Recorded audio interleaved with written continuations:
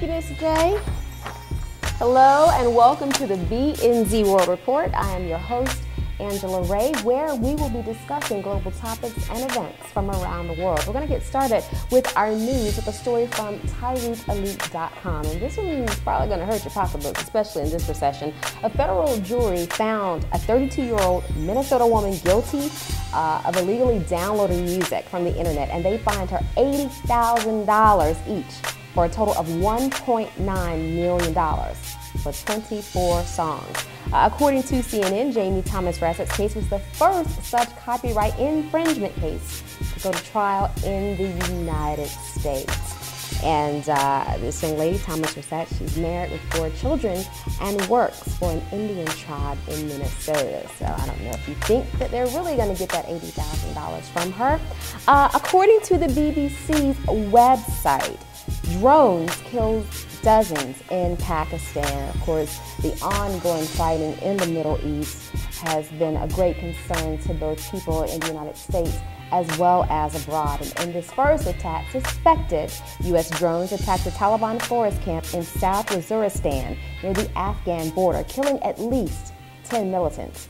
Hours later, officials said about 40 militants died when 5 missiles hit a vehicle convoy in the same region. Now, since August of 2008, this drone killing has started, and nearly 50 strikes have killed about 50 people. Now, in about the same type of news in the world of sports, I'm sure many of you heard that former NFL great Steve McNair died, and now police are saying that he was shot by his girlfriend, and this according to yahoosports.com. They said that McNair was shot in his sleep by his 20-year-old girlfriend, who was distraught because of mounting financial problems and her belief that he was seeing someone else. This, again, according to police. Investigators say they may never know why, because he shot McNair 4 times as he dozed on a sofa early Saturday before turning the gun on herself. Now, Jay, the story said that she believed he was seeing somebody else. Okay, didn't she know he was married? He was probably seeing his wife. I'm not really sure exactly what she was expecting. That's what I'm saying. I don't know. First Sanford in South Carolina and not McNair. It's just really sad. I mean, fortunately, Sanford is still alive and he has a chance to get it together, but we may never know what happened to Steve McNair. Yeah. Very, very sad. So for all of you men out there who are thinking about stepping out, you might want to keep it inside the house. All right. According to ScienceDaily.com, for all of you who are wondering why you're scared of flying or why you're scared of heights, well, neuroscientists have said that they have found the place where fear is stored. Of course, we all know that fear is a very powerful emotion, and this is the first time that they think they have located exactly where fear is stored. And according to the website, fear is a condition that is associative learning, and it's considered to be a model system for understanding human phobias, post-traumatic stress disorder, and other anxieties. Now, let me tell you exactly how they have discovered where fear is in the brain. They've used an imaging technique that's enabled them to trace the process of activation in the brains of rats. Of course, that's where all research starts. It starts on rats. And the University of Washington researchers have pinpointed the base lateral nucleus in the region of the brain called the amygdala as the place where fear conditioning is actually encoded. And again, if you want to read more about this story, we got this from ScienceDaily.com. Now, in health news, reality check, talking about Canada's government health system, and this is according to CNN.com. Shauna Holmes, a young lady from Canada, was going to the doctor to get some health care in her native country. However, they were not able to see her immediately, so she decided to come to the United States, where the price tag was quite hefty.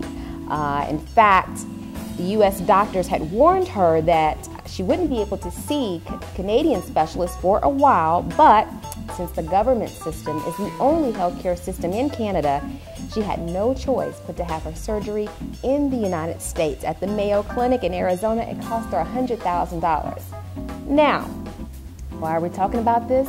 Well, of course, Republicans U.S. Republicans in Washington are using this example and many others to warn against government involvement in the healthcare system. And I'm sure we have not heard the last of this one.